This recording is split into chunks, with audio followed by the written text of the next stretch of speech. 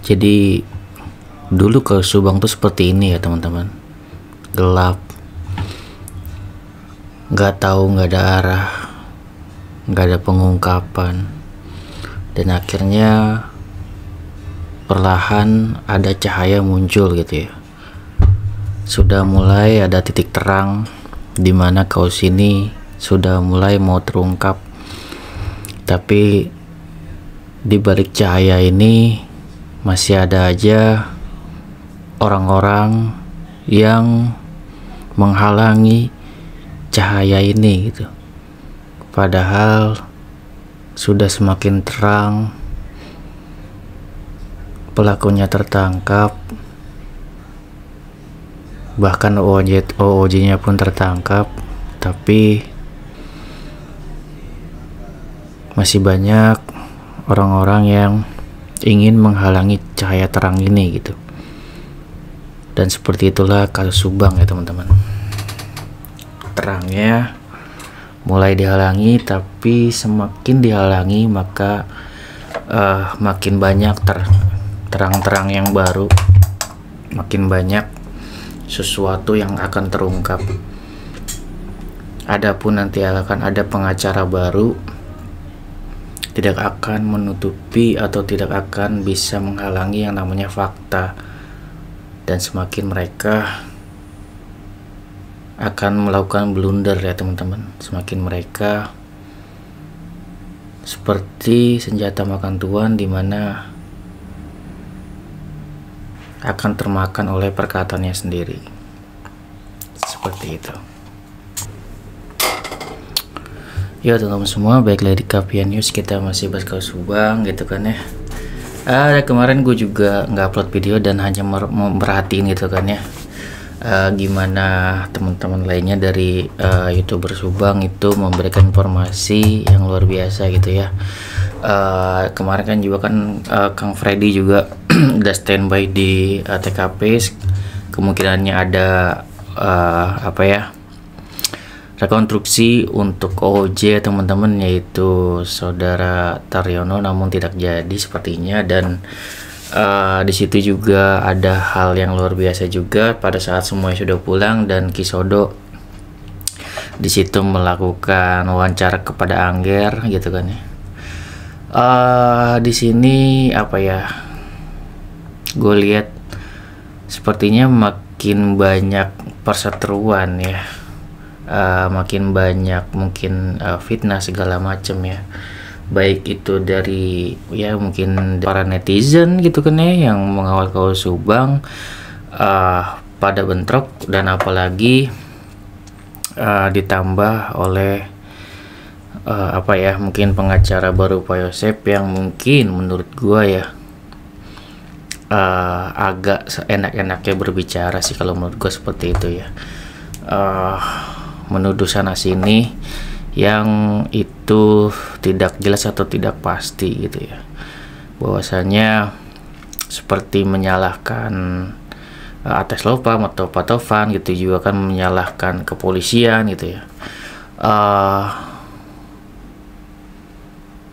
Meskipun beliau sebagai pengacara baru Pak Yosep, namun menyalahkan institusi, menyalahkan seorang pengacara lainnya gitu kan ya, tanpa adanya bukti yang jelas gitu, itu suatu hal yang melanggar hukum juga gitu sebenarnya.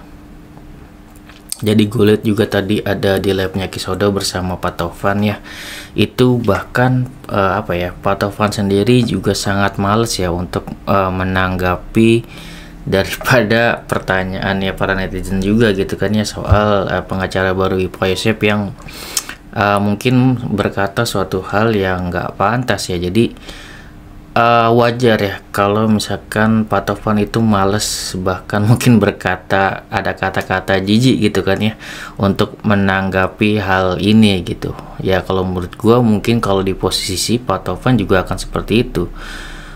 Pernyataannya mungkin akan sama seperti apa bang, akan sama seperti Pak Tovan bilang gitu kan ya, jika ada orang baru masuk itu sebenarnya bukan hal yang harus dialing atau seperti apa, silahkan gitu kan ya untuk mengungkap kasus ini. Namun disayangkannya gitu kan ya, kalau untuk pengacara baru atau orang baru tidak meriset gitu kan, tidak meriset dari awal sampai akhir kan kayak gitu, hanya mungkin melihat di salah satu pihak aja gitu kan ya. Ya Pak Taufan juga menyarankan ya coba main-main gitu kan ya buat pengacara baru, ya siapa tahu mungkin Herdi Lau gitu kan ya, yang walaupun sini memihak Pak Yosep kondisinya gitu kan ya, pendapat beliau bisa juga itu main-main ke Pak Taufan atau seperti apa, melihat sudut pandang secara lainnya gitu kan ya. Dan gue pribadi juga mengawal kaos Subang gitu kan ya, gue lihat juga kok youtuber lainnya gitu kan selain youtuber Subang gitu kan ya, seperti Mbak Suci dan yang lainnya gitu kan ya, tanggapannya seperti apa sih gitu. Jadi teman-teman semua juga gue lihat juga pasti gitu ya, untuk pengawal kaos Subang melihat dua belah pihak dan baru bisa menyimpulkan kan kayak gitu, informasi-informasi dari Pak Yosef seperti apa, informasi-informasi dari Danu seperti apa, dari kepolisian seperti apa, semuanya itu kan kita tampung gitu, kita tampung baru kita bisa melakukan atau menyaring gitu dan bisa berpendapat sesuai logika kita. Dan memang sah-sah aja gitu kan ya, teman di sini gue lihat banyak suatu hal yang sudah tidak sehat ya. Kalau berpendapat itu kan boleh berpendapat suatu hal yang berbeda segala macam gitu kan, itu sah-sah aja. Cuma di sini akhir-akhir ini seperti apa ya, jatuhnya banyak suatu debat atau penghinaan gitu kan ya, penghinaan nama baik ya, baik itu institusi ataupun apa ya, seorang pengacara yang bahkan ya Ates Law Firm yang benar-benar mengawal kaos ini gitu kan ya. Beliau mempunyai kliennya juga diserahkan gitu kan ya ke kepolisian gitu, tidak melindungi yang namanya terdakwa, hanya memberikan hak-haknya aja sebagai seorang pengacaranya gitu kan. Dan di sini ya masih banyak orang-orang yang membela untuk tersangka lainnya, dan kita di sini sebagai netizen ya harusnya tidak membela tersangka siapapun, bahkan kita mendukung jika ada memang tersangka baru atau siapapun gitu kan, silakan benar-benar kita mau mereka semuanya gitu kan ya dituntut seadil-adilnya gitu kan ya, seperti itu. Seperti Pak Yosep pun gitu kan, sebenarnya kan sudah dituntut dengan seadil-adilnya, jika buktinya ada seperti apa baru dituntut oleh hakim gitu kan. Yang menentukan Pak Yosep sebagai pelakunya itu kan hakim, bukan kita ya para netizen, bukan kita para pengacara misalkan kayak gitu ya, bukan Ates Law Firm, bukan Pak Roman, bukan pengacara baru Pak Yosep misalkan kayak gitu.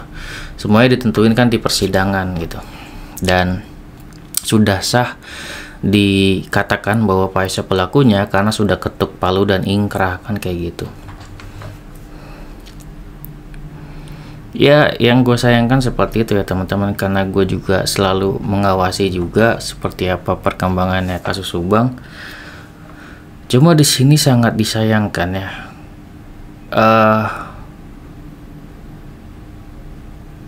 gue kira nanti akan ada terobosan baru ya untuk pengacara Pak Yosep. Mungkin dari teman-teman semua juga mungkin yang mendukung Pak Yosep akan ada performa yang luar biasa gitu ya dari orang yang menggantikan Pak Rohman gitu. Tapi gue lihat di sini pengacara barunya malah menuduh sana sini gitu yang ada gitu. Jadi itu menurut gue malah mengecewakan ya teman-teman. Tapi nanti kita lihat juga seperti apa, apakah benar-benar misalkan Angger akan dituntut atau seperti apa gitu, atau mungkin Ates Law Firm juga dituntut atau kepolisian akan dituntut gitu. Gue juga nggak tahu lah ya. Tapi seperti RD lo bilang kemarin gitu kan ya, siapapun silakan untuk menuntut kan kayak gitu ya, asal ada dua alat bukti yang kuat, silakan untuk menuntut seseorang gitu kan ya. Dan tadi juga Ates Law Firm atau Pak Taufan juga sudah bilang, jika seandainya pun ya misalkan Angger dituntut nih segala macam ya, Pak Taufan juga siap gitu kan ya untuk ya menjaga lah ya gitu kan. Di sini kan mereka para saksi sudah sangat jujur gitu untuk mengungkapkan, nggak hanya Angger doang, nggak hanya ibunya gitu, juga saksi-saksi lainnya gitu kan ya. Itu sudah pada dasarnya memang harus dilindungi untuk para saksi. Dan pada saat persidangan berlangsung, misalkan ada saksi yang mendukung Pak Yosep pun gitu kan ya, kita para pengawal KUA Subang juga tidak ada ya yang menyerang para saksi gitu, bahkan menghormati para saksi gitu ya. Kalau gue pribadi menghormati para saksi, baik itu yang memberatkan maupun yang meringankan Pak Yosep gitu, karena dimana para saksi ini sudah meluangkan waktunya gitu kan ya, memberikan kesaksian. Adapun nanti kesaksian itu kuat atau enggak, itu kan lagi kita kembalikan lagi ke hakim gitu kan ya. Dan paling kita sebagai netizen juga hanya bisa berpendapat aja gitu kan ya. Dan gue harap ya, dari dulu gue juga berharapnya gitu kan ya, semoga ini tidak ada fitnah dan cacian segala macam gitu kan ya. Berharapnya sehat untuk pengacara atau segala macam gitu kan ya. Dan kita di sini di sosial media paling hanya bisa mengkritik, namun dengan alasan-alasan yang masuk akal gitu ya kritikannya. Dan gue juga pernah bilang di video gue sebelumnya, kemungkinan ya kalau misalkan ada seorang pengacara baru masuk ya, itu harus dilihat secara menyeluruh gitu ya dari kedua belah pihak ini. Namun jika hanya memandang di posisi di satu pihak atau seperti apa gitu kan ya, untuk orang baru atau siapapun yang mau mengawal kasus ini atau mengungkap, itu sebenarnya akan sulit juga gitu ya. Tapi itu kembali lagi, itu hak orang masing-masing untuk berpikir secara pemikirannya pribadi. Di sini dalam hukum ya, kita tidak hanya bisa menggunakan perasaan, kita tidak hanya bisa menggunakan keyakinan kita melihat seseorang itu terlihat baik gitu kan ya, namun ada buktinya secara saintifik bahwa beliau adalah pelakunya, itu kan susah gitu ya teman-teman. Baik lagi gue bilang, kasus Subang ini adalah kasus yang sederhana gitu kan ya, sederhana namun dikemas secara sempurna gitu kan ya oleh pelaku ini, sehingga dimana semuanya tuh bisa agar gitu ya diusahakan tidak terungkap gitu, baik dari para saksi dibungkam, saksi ahli juga dibungkam, CCTV dihilangkan, sekarang OOJ-nya udah tertangkap, sudah semakin jelas. Namun walaupun di sini perintangannya, orang yang merintangi kasus ini sudah tertangkap, tapi masih tetap aja gitu kan ya, netizen ini masih meragukan gitu kan ya bahwa Pak Yosep pelakunya. Tapi ya nggak apa-apa gitu kan ya, kita kawal terus kasus ini sampai kelar. Walaupun ini sudah sangat terlihat arahnya, tapi kalau dari diri gue pribadi ya, gue nggak mau apa ya, mencederai akal sehat gue sendiri. Dan mungkin teman-teman juga tentunya memiliki akal sehat sendiri. Jika kita berbeda pendapat itu hal yang biasa. Namun jika buktinya sudah sangat kuat dan misal OOJ ini menyebutkan seorang nama dan nama itu memang adalah pelakunya, dan diri kita masih juga menolak, ya itu adalah berarti masalahnya ada di diri kita sendiri gitu, tidak bisa menerima fakta yang ada gitu ya. Oke, segitu ya video dari gua, semoga bermanfaat. Wassalamualaikum warahmatullahi wabarakatuh. Teman-teman.